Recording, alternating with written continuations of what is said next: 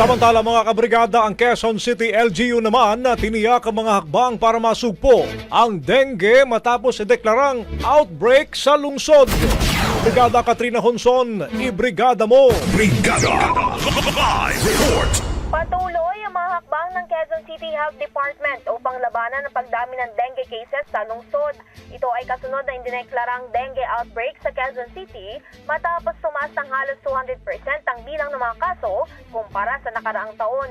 Sa panayam ng Brigada News FM Manila kay Dr. Biboy Molano, sinabi nitong may bagong ovular trapping at patuloy ang health education campaigns para sa dengue prevention. Bukod dito, pinayuhan ni Doc Biboy na bukod sa mga traditional methods tulad ng fogging, binibigyan nila ng malaking pansin ang behavioral change ng komunidad, partikular na sa pag-aalaga sa kalinisan at pag-iwas sa mga lugar na pwedeng pamahayan ng mga lamok. We're already doing the tinatawag natin na vector control management. Ibig sabihin ito yung mga pag-spray sa ating komunidad kung saan mataas yung kaso. Ito yung mga ginagawa nating pag-trap ng mga OB-LARVI o may sasabi tayong OB-LARVI trapping.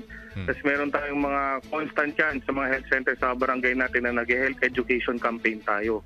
Pero ang pinaka number one talaga na dapat nating i-push this time is yung preventive side ng dengue.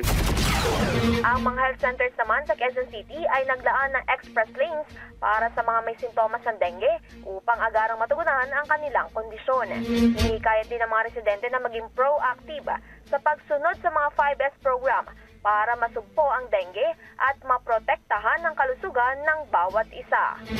In the heart of changing lives, ito si Brigada Katrina Honson ng 105.1 Brigada News sa Manila, The Music and News Authority. Ang bahaging ito ay hatid sa atin ng Yummyvit ES2 Oral Drops. Simulang tuparin ang pangarap ng iyong anak. And stunting now,